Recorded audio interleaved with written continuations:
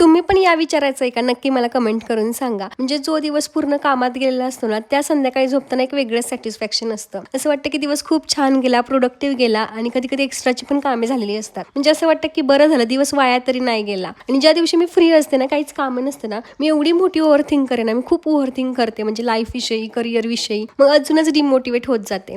म्हणून मला असं वाटतं की मग ती कामे कोणतीही असो, घरातली असो, बाहेरची असो किंवा व्हिडिओची असो, पण दिवसभर काम पाहिजे. संध्याकाळी शरीर थकलं पाहिजे, जेणेकरून झोप पण चांगली लागते. आणि जसं जसं 25 नंतरनं दिवस चालले आहेत ना, असं वाटतं की 30 काही ना काहीतरी अचीव करायचंय, त्यामुळे थांबायचं तर नाही. आज होता आठवडी बाजार. मग घरी गेल्यानंतर छान फ्रेश होऊन मंडईत गेले. तसं मी घरूनच ठरवलं होतं की जास्त भाजीपाला घ्यायचा नाही, कारण घरात कडधान्य पण भरपूर झालेले आहेत आणि ते खराब व्हायला लागलेले आहेत. तिथं गेल्यानंतर मला आठवलं की घरातल्या बऱ्याचशा किराणाच्या गोष्टी पण संपलेल्या आहेत. तशी मी लिस्ट करून गेली नव्हती, पण जे आठवते ते घेऊन आले. येताना ओली भेळ सुद्धा आणली होती, ती खाल्ली. मग आद्याला दूध पिला दिलं आणि या उन्हाळ्यामध्ये एवढं पाणी पिलं जातंय ना की थोडंफार काय खाल्लं की लगेच पोटगच्च होतंय. आणि त्यात संध्याकाळच्या वेळी काही खाल्लं की रात्रीच्या जेवणावर परिणामच होतो. तशी आज आम्हाला काय भूक नव्हती, मग फक्त मसाले भात करायचा ठरवला. तर असा काही आजचा दिवस माझा गेलेला आहे. अजून मला फॉलो केलं नसेल तर नक्की करा.